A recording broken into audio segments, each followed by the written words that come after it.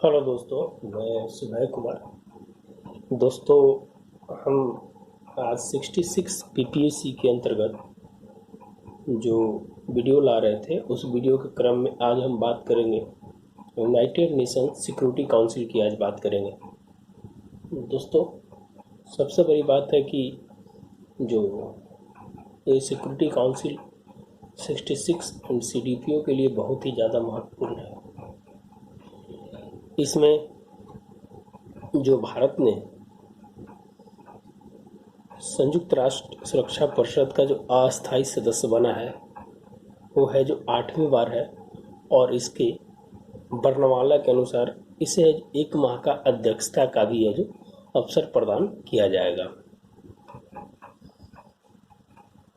दूसरी बात है कि वर्तमान समय में वैश्विक अर्थव्यवस्था, वैश्विक नेतृत्व और कोरोना महामारी में भारत की जिस तरह से वैश्विक मंच पे एक लीडिंग रोल के रूप में देखा जा रहा है, उससे भी सुरक्षा परिषद में भारत की अहमियत और बढ़ी है, और भारत अस्थायी सदस्यता के लिए है जो यहाँ पर अपने आप को आगे देख रहा है। निश्चित रूप से दोस्तों, संयुक्त राष्ट्र सुरक्षा परिषद जो है वो आज से 1945 के समय में द्वितीय विश्व युद्ध के बाद बनी थी। उसकी प्रासंगिकता आज कहीं न कहीं 21वीं सदी के अनुसार उसकी गिरावट दर्ज हुई है, और भारत ने इसी क्रम में जो 75वें सत्र था, उसको जब संबोधन कर रहे थे भारतीय प्रधानमंत्री मोदी जी, उसमें है जो 3 बातों का है जो उन्होंने जिक्र किया था कि अब है जो इसे रिफॉर्म करने की ज़रूरत है, जिसे है जो इसकी प्रासंगिकता है जो बची रहे। दूसरे शब्दों में अगर कहा जा सकता है दोस्तों कि जो भारत की वैश्विक स्थिति है, जिसपे भारत को एक लोकतंत्र के रूप में अस्थायी सदस्यता के लिए एक उपयुक्त समय माना जा सकता है। आज हम इसी मुद्दे पर बात करेंगे दोस्तों। अगर आपको वीडियो अच्छा लगता है तो आप है जो लाइक एंड सब्सक्राइब जरूर करें। धन्यवाद। दूसरी चीज़ है कि भारत 8वीं बार जो सदस्यता की ग्रहण किया है, जिसमें 193 में से 184 वोट है जो उसे प्राप्त हुआ है, और ये अस्थायी सदस्यता के लिए कहीं ना कहीं है जो सकारात्मक सिद्ध हो सकता है। तो चलिए दोस्तों, आज हम बात इसी पे विस्तृत रूप से करेंगे। प्रधानमंत्री मोदी जी का 23 मिनट का जो संबोधन है, जिसमें कुछ महत्वपूर्ण बातें हैं जो उन्होंने कही है, उसके बारे में है जो आज हम चर्चा करेंगे। जिसमें सम्मान, संवाद, सहयोग, शांति और समृद्धि, 5 स की है जो उन्होंने बात की है। वर्तमान समय में इसकी है जो बहुत ही अहमियत है। दूसरी बात उन्होंने जो कही, रिफॉर्म, परफॉर्म और ट्रांसफॉर्म। 21वीं सदी में जहाँ जितने भी संगठन है, उस पे है जो टीका टिप्पणी है जो बढ़ती जा रही है। जहाँ तक आपको सिक्योरिटी काउंसिल की बात किया जाए, WHO की बात किया जाए, WTO की बात किया जाए, तो निश्चित रूप से अब है जो उसे रिफॉर्म, परफॉर्म और ट्रांसफॉर्म की ज़रूरत है। उन्होंने कहा कि प्रगति के एक नए अवसर के रूप में है जो इस संगठन को देखना चाहिए, और सबको एक साथ समन्वय के रूप में आगे बढ़ना चाहिए। अंतर्राष्ट्रीय आतंकवाद एक बहुत बड़ी समस्या है। इसलिए भारत ने सबसे पहले 1996 में इसे जोर शोर से है जो संयुक्त राष्ट्र सुरक्षा परिषद में उठाया था, और एक मानव जाति के लिए एक नकारात्मक रूप है जो इसे कहा जा सकता है। बहुपक्षीय संस्था में सुधार की जरूरत है। इसकी बात मैंने चर्चा कर ली दोस्तों कि वर्तमान समय में प्रासंगिकता को बनाए रखने के लिए सुरक्षा परिषद को अपने आप में बदलाव जरूरी है, प्रगतिशील जरूरी है, विकासगामी प्रतित्व जरूरी है। इसके कारण है संस्था की प्रतिभा, संस्था की जो प्रतिष्ठा है, संस्था की जो प्रासंगिकता है वो बनी रहे। अंतर्राष्ट्रीय शांति एवं सुरक्षा की बात है जो करता है, मानव कल्याण की बात करता है, उसमें तकनीक से जोड़ने का है जो प्रयास करता है। तो दोस्तों आज हम इसी पे है जो बेहतरीन विस्तृत चर्चा है जो करेंगे। भारत परिषद के अध्यक्ष के रूप में काम करेगा क्योंकि वर्णमाला के अनुसार उसे 1 माह का अध्यक्षता करने का मौका मिलेगा। दोस्तों अगर हम कह सकते हैं कि इस बीच में उन्होंने जो समन्वय बनाने की बात की है, वाद विवाद से निपटारा करने की बात की है, जिसमें है जो बहुत इंपॉर्टेंट से मुद्दे हैं, जिसमें आतंकवाद हो गया, तालिबान का मुद्दा हो गया और लीबिया का मुद्दा हो गया। दोस्तों आतंकवाद से करीब करीब सभी देश जो पीड़ित है, विकसित देश हो या विकासशील देश हो या बनाना कंट्री हो, सभी देश आतंकवाद से पीड़ित है। आप पिछले दिनों फ्रांस की बात कर लिया जाए, श्रीलंका में जो ईस्टर में हमले हुए उसकी बात कर लिया जाए, भारत तो इससे लगातार पीड़ित रहा है। न्यूजीलैंड की बात कर लिया जाए, ऑस्ट्रेलिया की बात कर लिया जाए, तो सभी देश है जो आतंकवाद से पीड़ित है। और इसकी संख्या और मिडिल ईस्ट कंट्री की जो हालत हुई है, आप है जो देख सकते हैं पश्चिम एशिया में जो इसके प्रभाव जो देखने को मिले हैं, तो इसका है जो कहीं ना कहीं है जो नकारात्मक प्रभाव पड़ रहा है और इसे दूर कर रहा होगा। दूसरी बात अगर करें दोस्तों अफगानिस्तान में अगर हम बात करें तो अफगानिस्तान में अभी हाल में 14 से 16 देशों के बीच समन्वय बनाकर अफगानिस्तान में शांति की बात कर रहा है, जिसमें भारत ने है जो बहुत ही सकारात्मक भूमिका के साथ यहाँ पर कि भारत की $2 बिलियन $3 बिलियन का है जो निवेश हो चुका है, 150 परियोजनाएं चल रही है। भारत का वैकल्पिक रूप से होते हुए मध्य एशिया तक जाना, अफगानिस्तान ही एक ऐसा रूट है, तो भारत ने इसके लिए है जो कि शांति व्यवस्था कायम हो और वहाँ पर लोकतंत्र की स्थापना हो। तो दोस्तों अब है जो तालिबान वाले मुद्दे पर जो तालिबान से समन्वय करने की बात चल रही है, इसमें है जो अमेरिका के जो विदेश मंत्री है टोनी ब्लिंकन, रक्षा मंत्री क्लाइव लायड और एशिया जार कैट कैम्बल की बहुत बड़ी भूमिका है जो मानी जा रही है। दूसरी चीज है कि दोस्तों भारत को क्यों सदस्य के रूप में है जो सकारात्मक भूमिका में देखा जा रहा है। दोस्तों भारत है जो 18% आबादी वाला देश है। भारत दुनिया की 18% आबादी, 17.64%, 18% उसको मान लीजिए, 18% आबादी है जो भारत में निवास करती है। 21वीं सदी प्रासंगिक के रूप में है, सबसे बड़े लोकतंत्र का है जो परिचायक के रूप में भारत है। विविधता का मिश्रण है दोस्तों, जहाँ पर भाषा की बात किया जाए तो है जो 3,3500 भाषाएं हैं जो बोली जाती है। हम प्रारंभिक की बात करें, अभी वर्तमान में तो भाषा आयोग के द्वारा है जो बहुत सारी भाषाओं को लुप्त कर धीरे धीरे लुप्त होते जा रही है। शांति मिशन में हमेशा है जो भारत ने कीप मिशन में है जो सहायता किया है। सभी धर्मों का सम्मान, धर्मनिरपेक्षता की बात की जाती है। भारत एक ऐसा देश है जहाँ पर सभी धर्मों के है जो लोग मिलते हैं। जन कल्याण से जन भावना की ओर है जो भारत है जो आगे बढ़ता है। चाहे कोविड डिप्लोमेसी, कोविड वैक्सीनेशंस की बात हुआ या आपदा के समय है जो नेपाल में जिस तरह से काम किया भारत ने, म्यांमार में जिस तरह से है जो भारत ने है जो हमेशा आगे बढ़ा, मालदीव में ऑपरेशन रेल की बात किया जाए, श्रीलंका में बात किया जाए, अफगानिस्तान में बात किया जाए, मैंने हर एक समय में भारत ने है जो जन कल्याण से जन भावना की ओर बढ़ने का जो प्रयास किया है। भारत मजबूत है तो किसी को सताया नहीं, अगर मजबूर है तो किसी के ऊपर बोझ नहीं बना। दोस्तों भारत एक भौगोलिक पृष्ठभूमि का एक ऐसा देश जहाँ हर एक विविधताओं का मिश्रण से देखा जाता है, जिसके सकारात्मक परिणाम है जो भारत में देखने को मिलते हैं। आर्टिकल 51 का अनुमोदन संयुक्त राष्ट्र में आर्टिकल 51 को है जो यह जो संवैधानिक प्रावधान के रूप में है जो भारतीय संविधान के अंतर्गत है जो उसको जोड़ा गया है। हाँ, शांति एवं सुरक्षा की बात है जो भारत करता है, वैश्विक जगत के कल्याण की है जो बात करता है। तो ये कुछ ऐसे समय थे इसने प्रधानमंत्री जी के द्वारा जो 23 मिनट का भाषण था उसमें बोला कि हमें इस बेसिस के ऊपर है जो संयुक्त राष्ट्र की सदस्यता, स्थायी सदस्यता के लिए एलिजिबल माना जाता है। इसके लिए भारत ने है जो 2 बार ऑलरेडी है जो प्रोसीडिंग किया है, लेकिन जो भारत को जो सफलता प्राप्त नहीं हुई।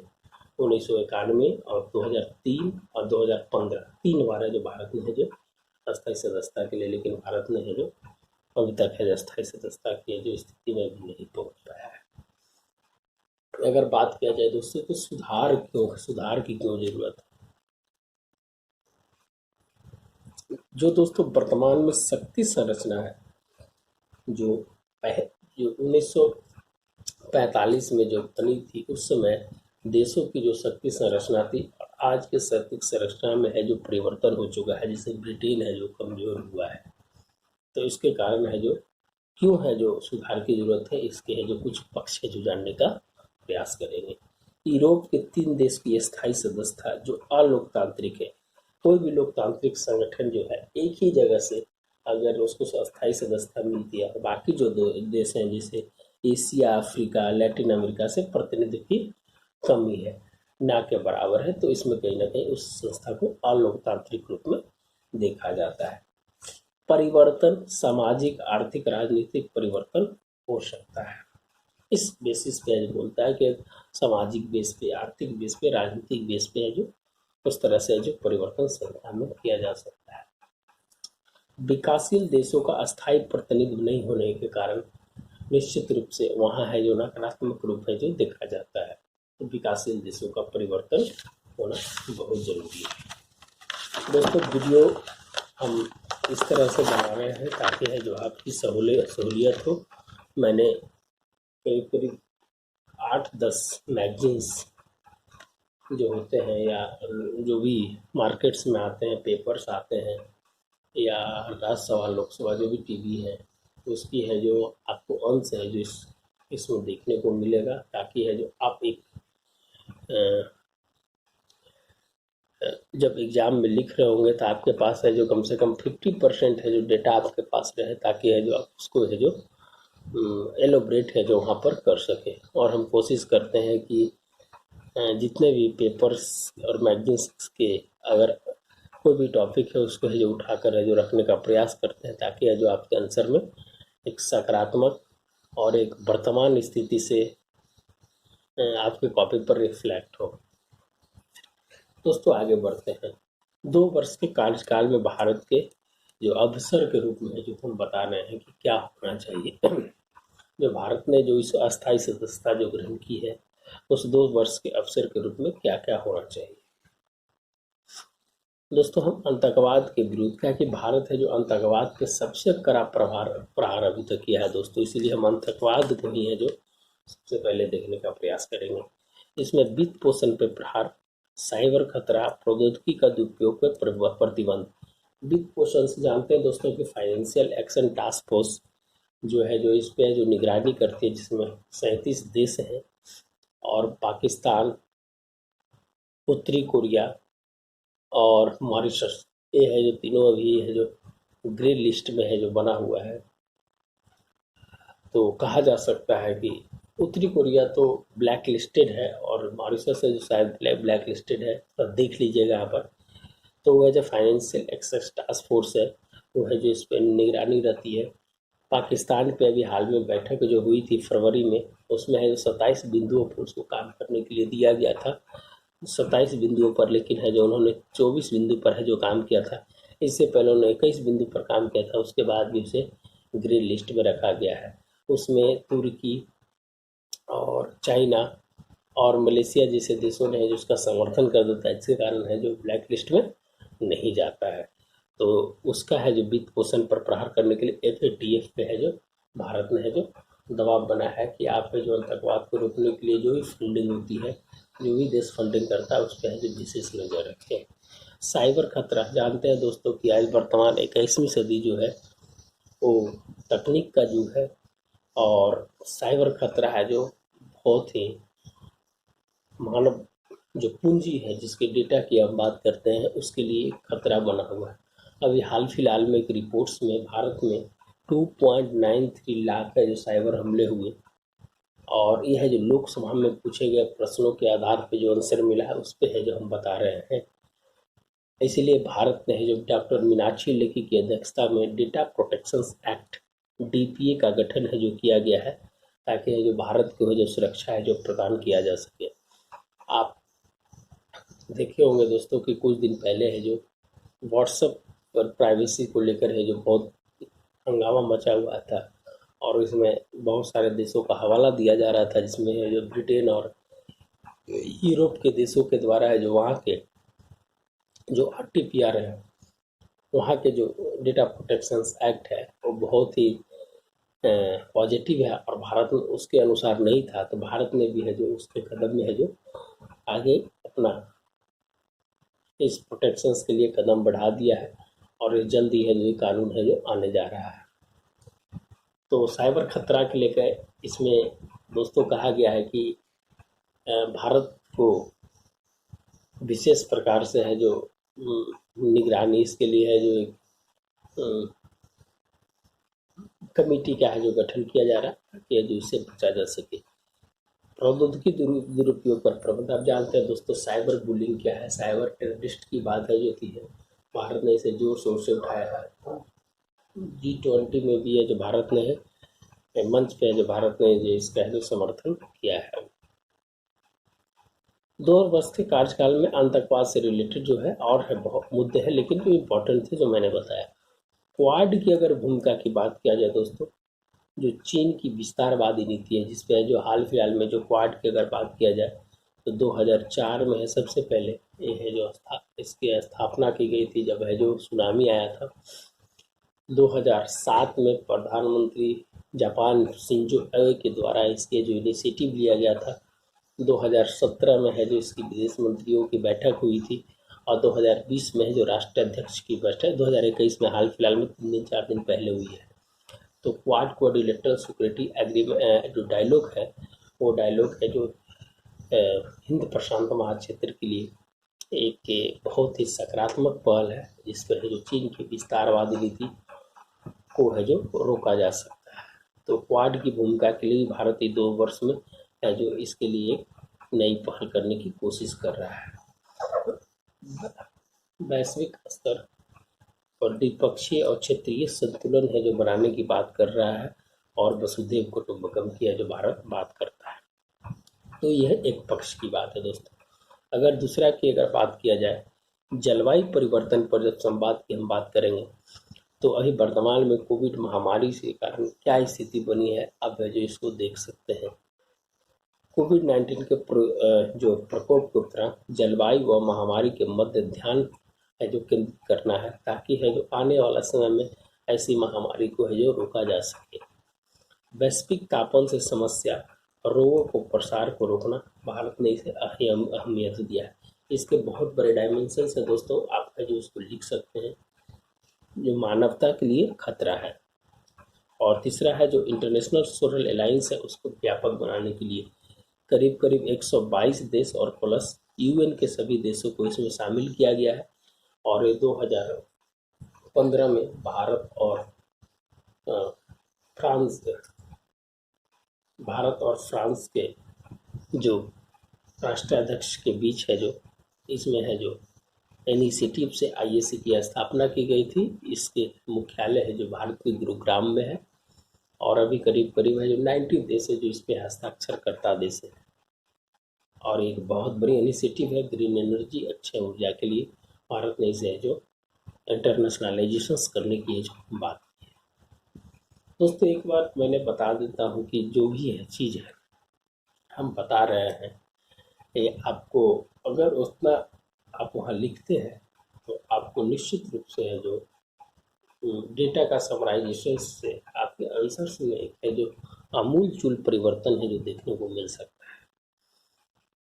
दूसरी चीज़ है दोस्तों कि आपके पास है जो एक बेसिक डायमेंशंस के साथ है जो आप है जो एग्जाम में लिखने का प्रयास कीजिएगा, ताकि आपके हर एक पॉइंट को कवर किया जा सके। आप अगर कहीं क्वेश्चंस में भटक रहे हैं तो उसको शामिल है जो इसके अंदर किया जा सकता है।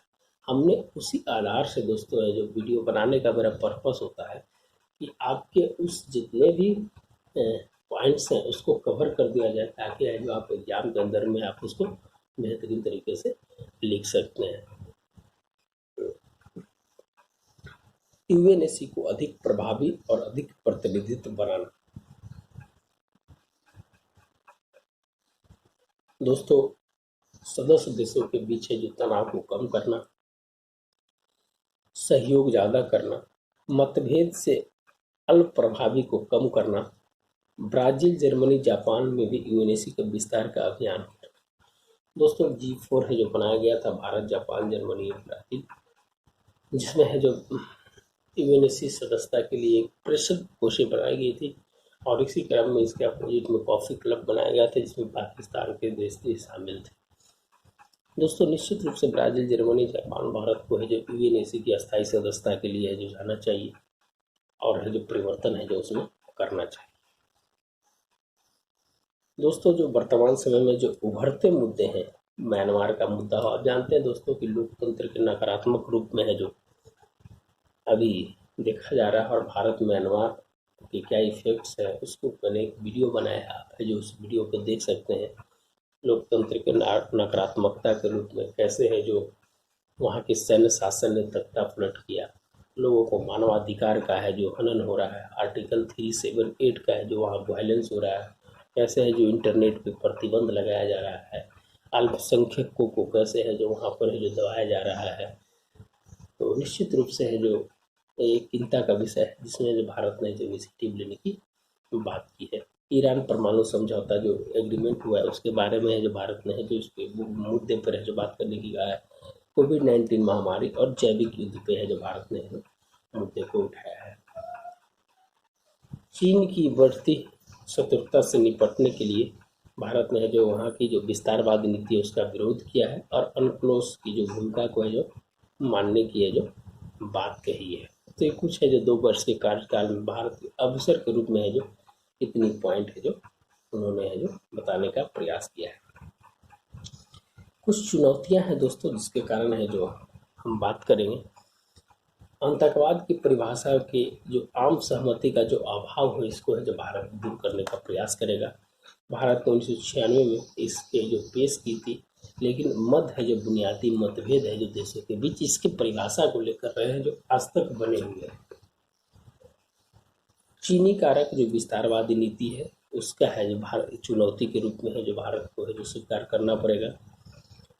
कोविड पश्चात वैश्विक व्यवस्था, जिसमें मंदी, स्वास्थ्य और आपदा स्थिति, ये है जो चुनौती है।